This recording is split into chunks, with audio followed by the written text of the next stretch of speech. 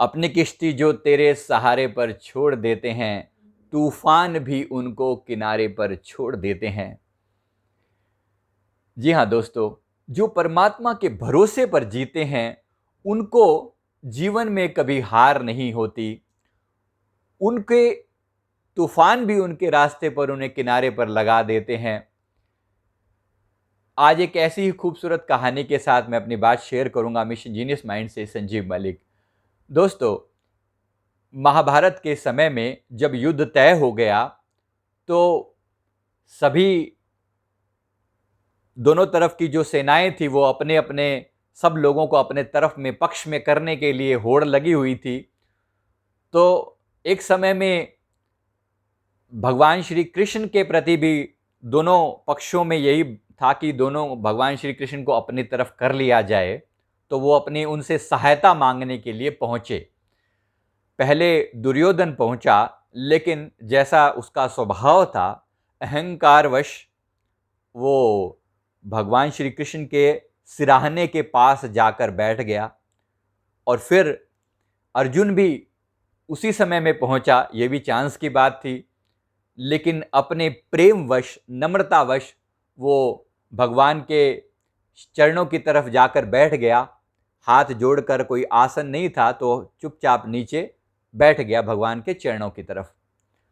तो भगवान की जब आंख खुली, विश्राम में थे प्रभु भगवान श्री कृष्ण। जब उनकी आंख खुली तो सबसे पहले दृष्टि जो है वो सामने बैठे व्यक्ति पर ही जाएगी। यहाँ बैठा तो बाद में दिखेगा। तो आंख खुली तो सामने देखा कि अर्जुन बैठा हुआ है। तो अर्जुन, कब आए तुम? मुझे तो पता ही नहीं चला। तो अर्जुन ने बड़े हाथ जोड़कर विनती की कि प्रभु, मुझे कुछ समय हो गया है, आप विश्राम में थे तो मैंने आपको तकलीफ नहीं दी। इधर दुर्योधन भी बैठा हुआ था। उसने कहा कि प्रभु, मैं भी आया हुआ हूं। भगवान श्री कृष्ण से कहा कि मैं भी आया हुआ हूं और मैं इनसे पहले आया था। तो भगवान श्री कृष्ण ने फरमाया, अच्छा बताइए, क्या सेवा करूं आपकी? तो दोनों ने अपनी अपनी बात कहनी शुरू करी। तो पहले दुर्योधन ने कहा कि मैं आपसे युद्ध में चाहता हूं कि आप हमारी तरफ से युद्ध लड़ें। और अर्जुन ने भी यही बात कही कि आप हमारी तरफ से युद्ध लड़ें। तो भगवान कृष्ण ने कहा, देखो तुम दोनों मेरे पास आए हो, मैं दोनों को निराश नहीं कर सकता। तो अब मैं तुम दोनों को मौका देता हूं।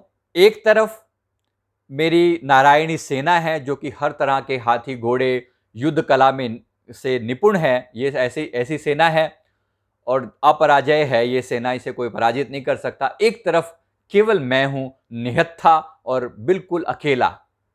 अब आप बताओ, आप दोनों को फैसला करना है कि किसको चुनते हो।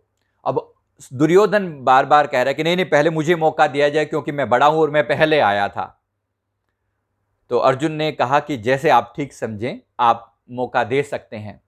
तो अर्जुन ने, भगवान ने कहा कि देखो जो मर्जी हो, चाहे दुर्योधन पहले आया, लेकिन मैं मौका अर्जुन को दूंगा क्योंकि मेरी दृष्टि इस पर पड़ी है। ऑफ कोर्स, जो नम्रता पूर्वक मांगेगा ना, परमात्मा उसे अपने आप देने का दिल करेगा करेगा। आप भी सोचिए, एक व्यक्ति आपके सामने नम्रता पूर्वक सर झुकाकर बैठा है, आपका जूनियर है, आपसे कुछ प्यार से हेल्प मांगता है, आप देना चाहोगे। एक अहंकारी के प्रति आपका मन भी ऐसे ही दूर ही होगा उससे। तो खैर, लेकिन भगवान श्री कृष्ण न्यायकारी हैं, परम न्यायकारी, तो दोनों को अवसर दिया। अब दुर्योधन सोच रहा है कि मन में कहीं ना कहीं ये सेना ना मांग ले, क्योंकि वो तो सेना ही मांगने के लिए आया था।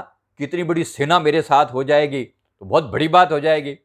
तो अर्जुन ने बड़े प्यार से प्रार्थना करी। अर्जुन ने कहा कि एक भाव जो उन्होंने रखा, मैं अपने शब्दों में पेश कर रहा हूं।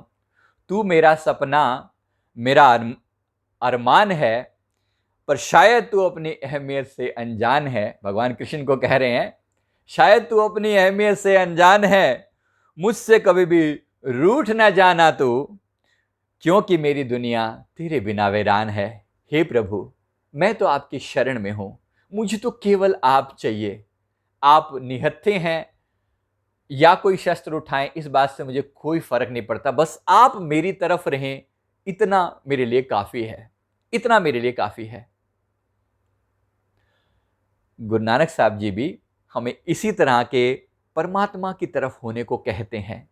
परमात्मा के आगे प्रार्थना करते हैं गुरु नानक साहब जी की जगह, जे तू मेरे वल हैं, ता क्या मोह छंदा। हे प्रभु, अगर तू मेरी तरफ है तो फिर मुझे किस बात की फिक्र है।